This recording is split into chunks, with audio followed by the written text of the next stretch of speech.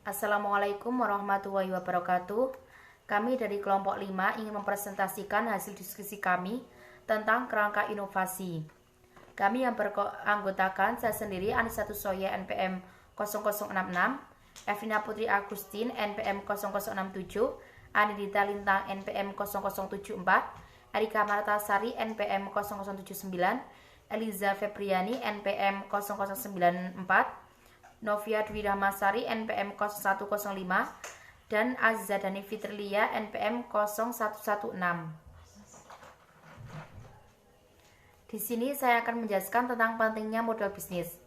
Model bisnis adalah penghubung teknologi baru dan kesuksesan komersial.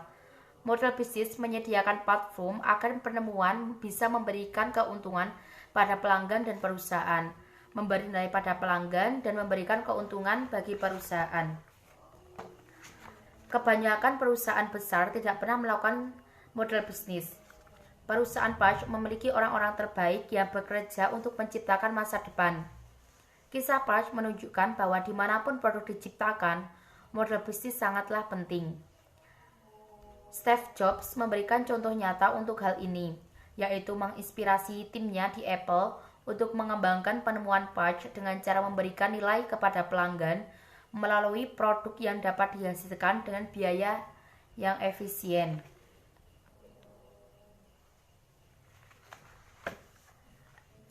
Setelah itu, Alexander Osterwalder dan rekannya mendefinisikan model bisnis sebagai gambaran tentang bagaimana sebuah perusahaan mengadakan, memberikan, dan menangkap nilai.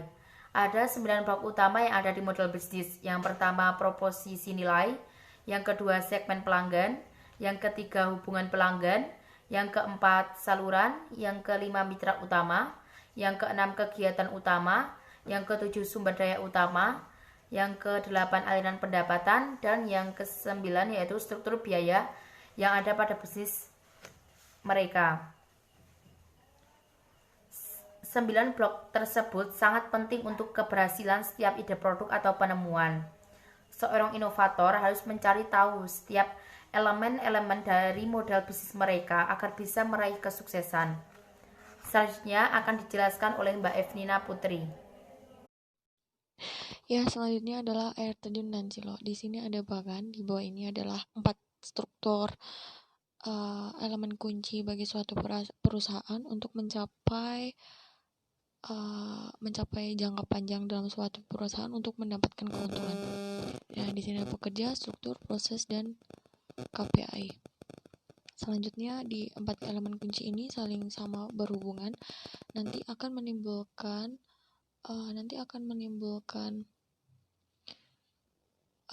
metodologi, yaitu metodologi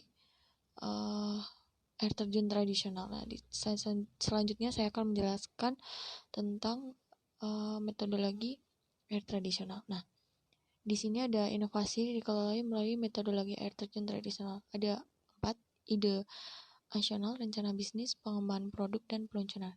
Di sini ideasional itu seperti kita menemukan ide, setelah itu kita merencanakan itu untuk membuat rencana bisnis yang kompleks.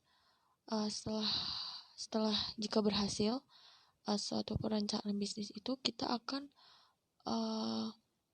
mendapatkan anggaran yang bisa untuk menjadi pengembangan produk di dalam suatu perusahaan itu. Setelah selesai, departemen di perusahaan yang terkait itu akan meluncurkan suatu produk untuk dikenal para pelanggannya dan bisa dilihat oleh pelanggan. Selanjutnya akan dibacakan oleh Mbak Dita.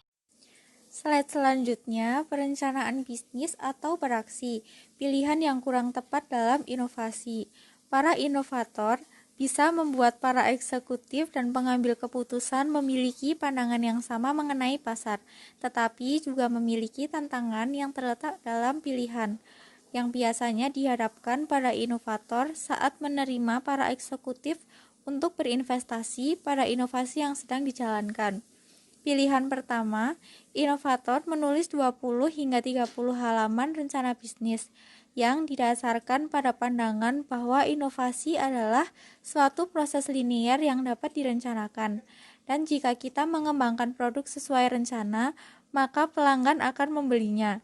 Pilihan kedua, cukup memberikan sejumlah investasi dan bebaskan mereka untuk bereksperimen. Karena merasa kesulitan dengan perencanaan bisnis, biasanya inovator akan mengambil pilihan kedua ini, yang sebenarnya juga kurang baik. Slide selanjutnya akan dijelaskan oleh Mbak Erika.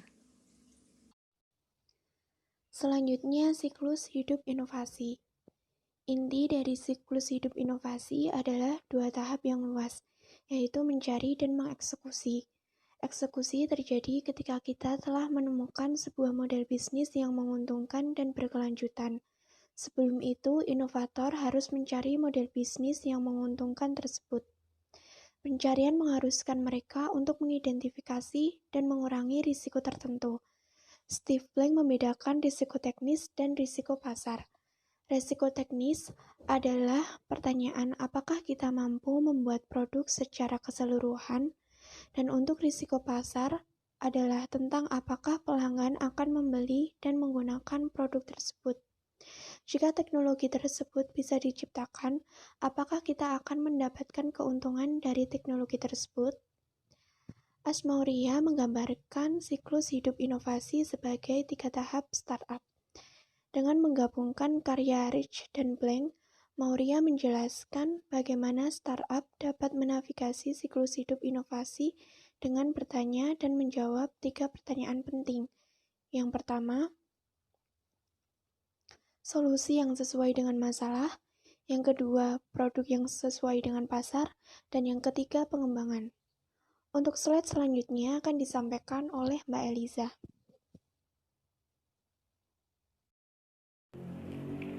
Kemudian slide selanjutnya yaitu kerangka kerja perusahaan startup.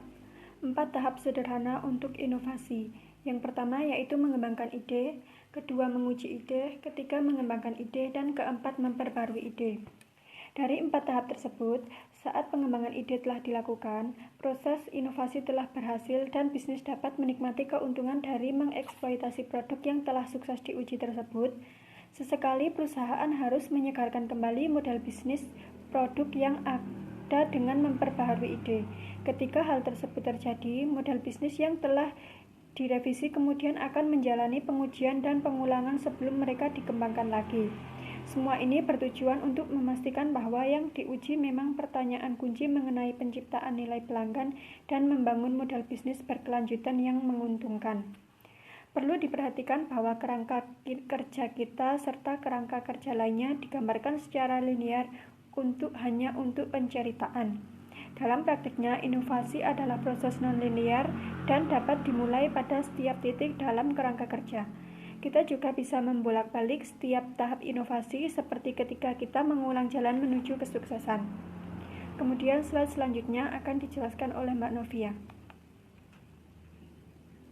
Siklus adopsi. Kerangka inovasi sejalan dengan siklus adopsi yang dikembangkan oleh Everett Rogers pada tahun 1962. Dia mengidentifikasi 5 kategori adopsi inovasi, yaitu pertama, inovator. Inovator bersedia mengambil resiko dan mengadopsi teknologi yang mungkin saja akan gagal. Yang kedua, pengguna awal. Pengguna awal juga mengadopsi teknologi baru, tetapi mereka lebih berhati-hati saat memilih daripada inovator. Yang ketiga, mayoritas pengguna awal. Mayoritas pengguna awal akan mengadopsi suatu inovasi beberapa saat setelah inovator dan pengguna awal. Yang keempat, ada mayoritas pengguna akhir. Mayoritas pengguna akhir lebih skeptis dan mereka baru mengadopsi suatu inovasi hanya setelah rata-rata pelanggannya melakukannya. Yang terakhir ada kolot. Kelompok kolot adalah yang terakhir mengadopsi suatu inovasi. Selanjutnya akan dijelaskan oleh Mbak Dani. Selanjutnya yaitu epilog, kerangka inovasi dan portofolio inovasi. Kerangka inovasi dapat menambah dimensi untuk menganalisis dan mengelola portofolio inovasi.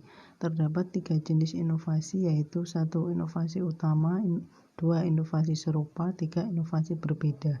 Di luar 3 jenis inovasi tersebut juga dapat memetakan posisi produk dalam perjalanan inovasi. Selanjutnya yaitu pemetaan portofolio di 2 dimensi memungkinkan perusahaan untuk tidak hanya mendapatkan portofolio yang seimbang, tetapi juga posisi produk dalam perjalanan inovasinya. Di bawah ini merupakan contoh pemetaan portofolio. Terima kasih. Sekian presentasi dari kelompok kami. Apabila ada kesalahan kami mohon maaf. Wabillahi taufiq wal hidayah. Wassalamualaikum warahmatullahi wabarakatuh.